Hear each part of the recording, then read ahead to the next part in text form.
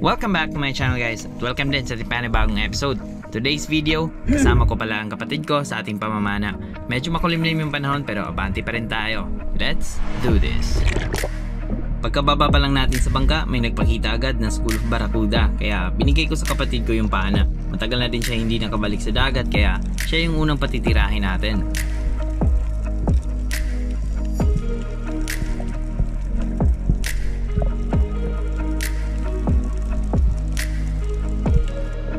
First dive niya to close the gap. Pansin ko, di siya komportable. Kala ko naninibago lang kasi ilang buwan din bago siya nakadive ulit. Yun pala, nakalimutan niya magdala ng weights kaya mahirapan talaga magdive at naka 3mm suit pa.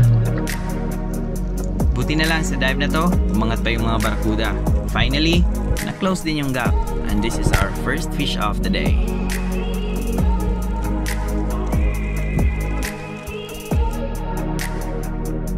Hindi ko na nakita guys kung saan banda natamaan yung isda pero tiwala ako sa kapatid ko, mas maganda yung aiming niya kumpara sa akin. Binigay ko na din sa kanya yung line para siya na yung lumaban sa isda na nahuli niya. Shoutout nga pala kay Sir June TV Vlog, JJ Flores Inoy, Rene Alisin, Jong Adventures for Fishing and ECT, Ajiz Sahidi, Pancho Pantino at kay Abing Plando. Maraming salamat po. Hello?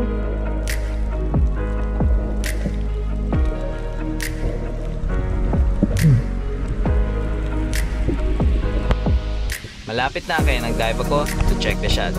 Sa ilang buwan niya hindi nakabalik sa dagat guys pero tingnan nyo yung tama. Napaka-solid pa rin.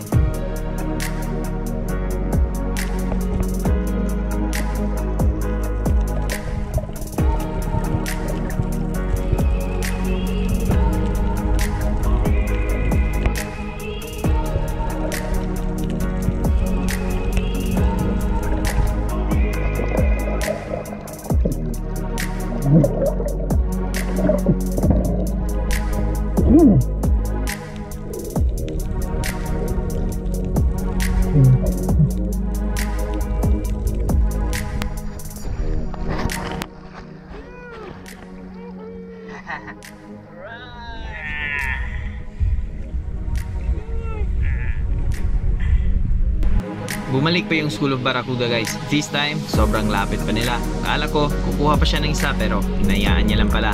Sustainable fishing practice pa rin.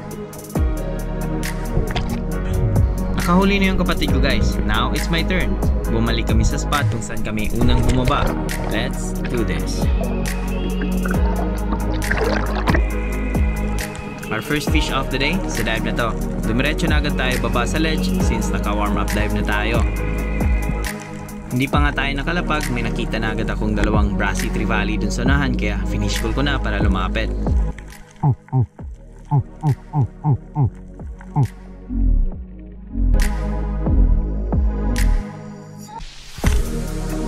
Within our range na natin yung isa guys pero mas malaki yung nasa likuran kaya yun ang kinuha natin.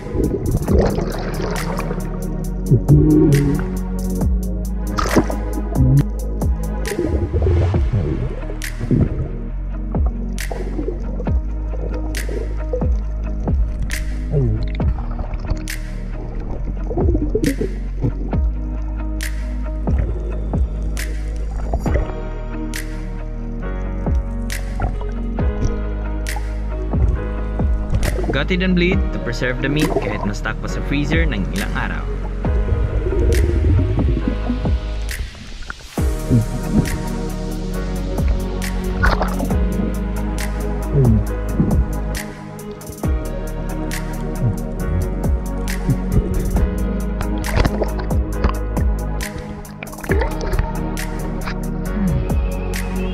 Nakadalawang isda na agad tayo guys for just a short period of time. Isang barracuda at isang brassy trevally.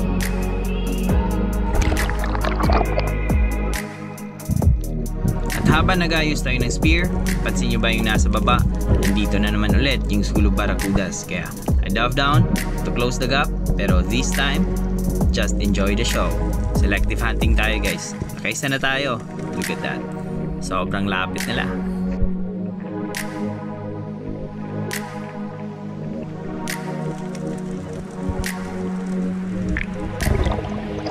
Pabalik na tayo sa surface guys, pero tingnan nyo naman, umikot pa ulit.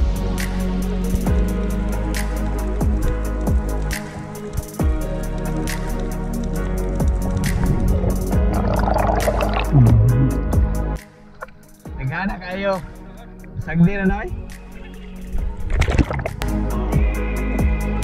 Sa spearfishing, minsan, pahabaan lang talaga ng pasensya at breath hold. Kaya sa dive na to, hold your breath guys, samahan nyo ako at antayin natin ang isda na to.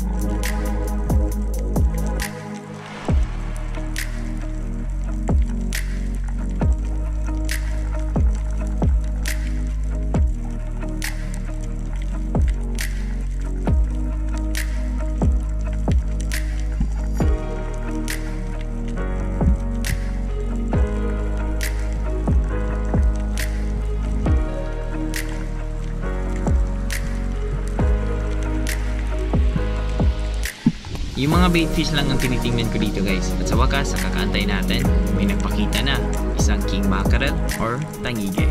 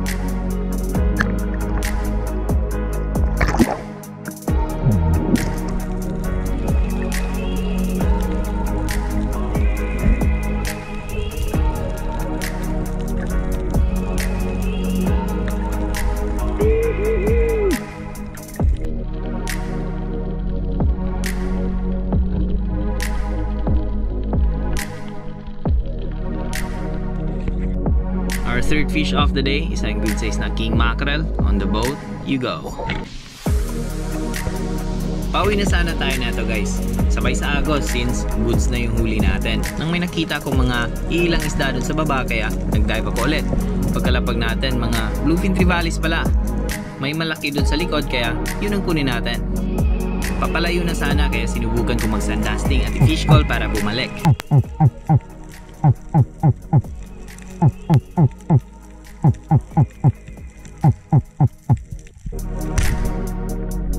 Effective naman kaya I took the shot and there we got it.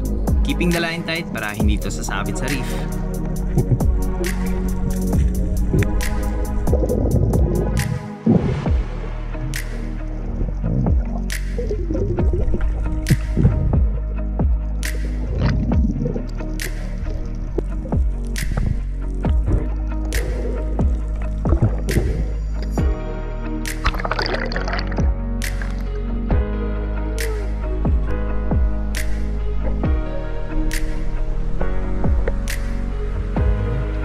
last fish of the day, isang good size na bluefin trevally. On the boat you go.